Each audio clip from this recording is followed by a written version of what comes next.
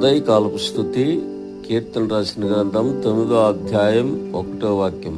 ఆరాధించేదా, ఆనందించేదా, ఎల్లప్పుడూ నే స్తుతించేదా.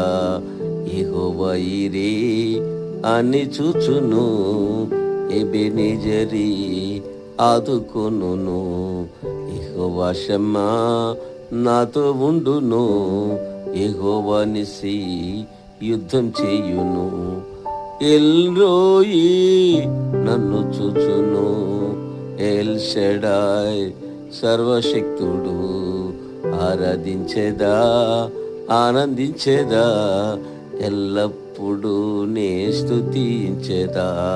స్తుతి పాత్రుడు, స్తోత్రార్హుడు, నా స్తుతుల పైన ఆసీనుడు. ఆరాధించేదా,